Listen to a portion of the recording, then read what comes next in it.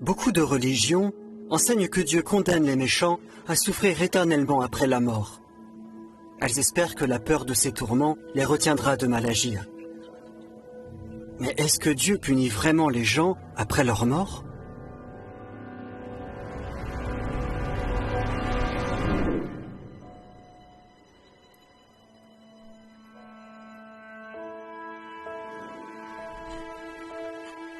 La Bible nous rassure en nous disant que les morts sont inconscients et qu'ils ne savent rien. Si les morts sont inconscients, ils ne peuvent pas souffrir. Est-ce que ça veut dire que Dieu ne punit pas du tout les méchants? Non. Dieu a expliqué au premier couple humain quel genre de punition il recevrait s'il se rebellait contre lui. Il n'a pas parlé de tourment ni d'enfer.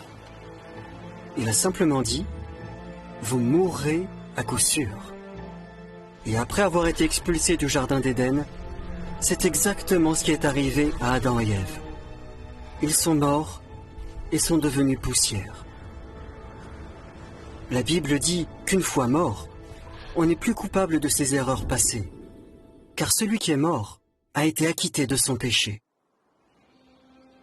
Mais il y a une raison encore plus importante qui prouve que l'enfer de feu ne peut pas exister.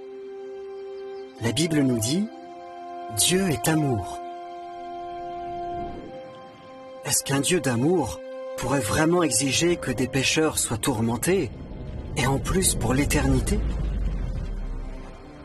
Réfléchissez à ceci. Au temps biblique, Dieu a condamné les sacrifices d'enfants qui étaient jetés dans le feu en l'honneur de faux dieux.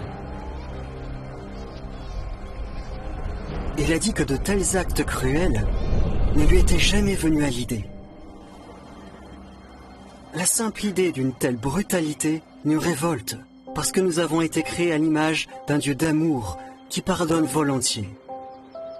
De toute évidence, il ne faut pas s'inquiéter en s'imaginant que nos proches qui sont morts sont en train de souffrir quelque part.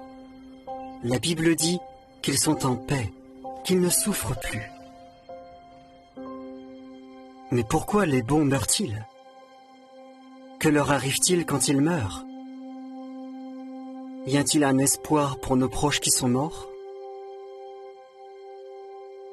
Pour en savoir plus, allez sur jw.org et cherchez la réponse à ces questions. Ou remplissez le formulaire en ligne pour qu'un témoin de Jéhovah vous contacte.